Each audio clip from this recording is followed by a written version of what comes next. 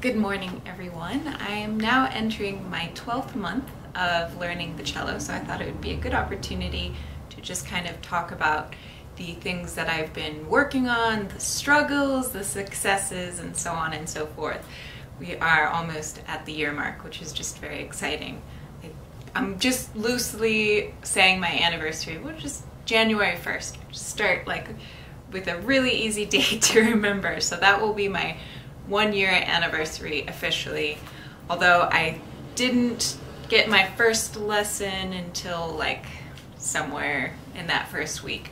I don't remember the date, so it's a lot easier just to go with that. Couple of things that I have been trying really hard with, of course, is bowing, and I'm sure all of you that have been working on a stringed instrument understand how difficult it is to work the bow and execute it well, making nice sounds and a variety of sounds. It's really challenging, and the bow is the voice of your cello or your instrument. So if you can't do a good job with your bowing, then it just what's the point? No, that's me being really critical, but so one of the things that I've been working on with the bowing is my angles. So trying to maintain that straight line all the way across, and you have to adjust it depending on what string you're on. So my teacher for the A string kind of described it as like opening a door, which I really liked, and it's really easy to remember that. And then here, this one, the C string, I've actually had some trouble with it because it's such a thick string. Sometimes it's really hard to engage, especially if you're supposed to be playing softly. So I'm still trying to sort that out. One of the things that did help though is just changing the angle and drawing the bow closer to myself rather than out here somewhere where it's like really crooked. So that definitely helped. Another thing that I've been working on, because I got into this weird habit, and again because I really wanted to make sure the string was engaged, and I think I just developed this habit as a result. Every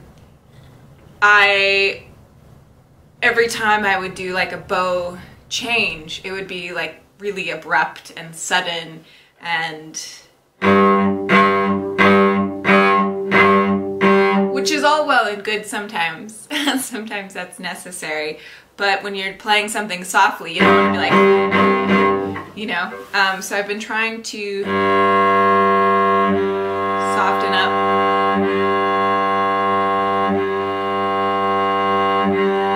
trying to make it sound more fluid and gentler, rather than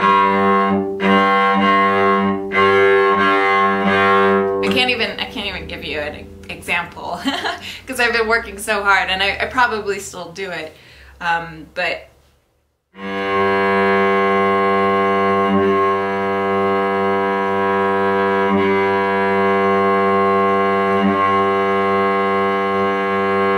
think it does sound better. There's still a lot of tension in my bow arm, and you probably could hear like that little bit of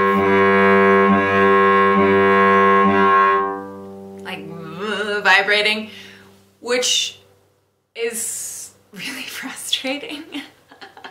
But anyway, so those are some of the things. I've also been working on my dynamics and trying to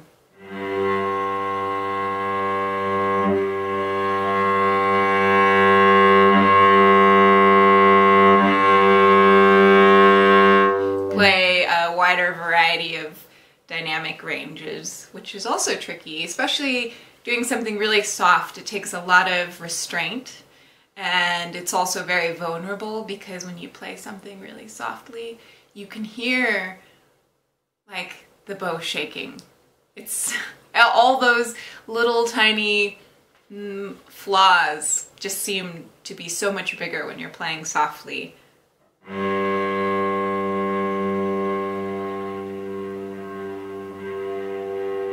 And so I've been really trying to work on that, kind of harnessing this desire to just play loudly because it's easier and it's more satisfying sometimes. Like sometimes I just love that like popping sound and I just want to be aggressive on the string. But that is not always what you want.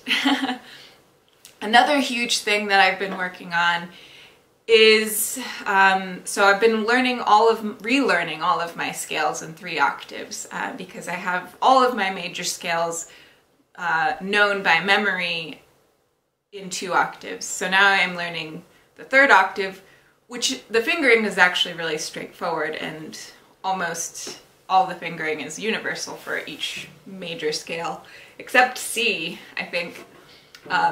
And it's just like 2, 2, or 1, 2, 1, 2, 1, 2, 3. But it's really hard to get the intonation right. And it's been something that I've struggled with a lot, especially going back down. And the distance is so precise. There is no good enough option with this instrument. It is all about being precise. And if you can't do that, don't bother. At least that's how it feels. And it's been a source of frustration because that muscle memory I felt wasn't getting into my system. And I was like, I practice these scales every day. In fact, I made flashcards and they each have a major scale on it. On the back is the key signature, so I could quiz myself that way. But every morning, as a part of my warm-up, I draw a random card from this deck, and that's the scale I work in 3 octaves, and I do all of my bowing exercises with it. So it takes a really long time. It's a good chunk of time that I spend every morning working on scales, and it's been frustrating because I'm like, why am I still moving around so much trying to find the correct notes? And so just last Monday of this week, my teacher and I were discussing this, and I started talking about how, like, one of the things I think is a problem is that I feel like I rotate my fingers a lot trying to find the correct note. And that was kind of, for her, like an aha moment, like, there we go. This is how we can solve that problem. One of the things that you need to work on is keeping the same hand shape from the top of the neck all the way down the fingerboard, which I just completely screwed that up. That's really funny. But it's hard to do. And I have realized, though, in playing the main piece that I'm working on right now, which is the Courante from the first suite, my intonation has improved vastly in that because of maintaining that same hand shape. It actually alleviates some of the pressure of having to think, okay, when I put my hand down in this position, am I gonna hit the right note? So having that same hand position has really helped, and I have a lot more confidence, and my intonation has greatly improved. It's not perfect, but it has improved. I'm still working on that shift, that transition. Maintaining the same hand shape up the neck is a little difficult, especially because you have like your elbow to consider and your wrist, and so I haven't quite figured out how to execute that, but it was kind of a breakthrough moment. Very exciting. And then the last thing that I have been working on, like I said, is the Courante, and I am playing like very, very strictly right now with the metronome.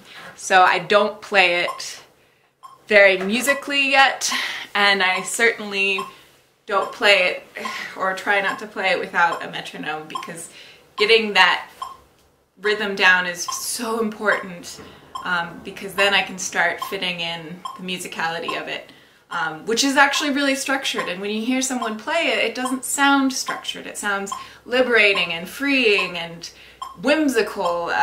They're just drawing out certain notes for the sake of drawing out those notes and emphasizing them. But what we don't realize is that it is actually, those decisions were made in a very like structured setting. So before I start tweaking things and playing it more musically, I really got to get the tempo in my blood. So I'm just gonna play it for you.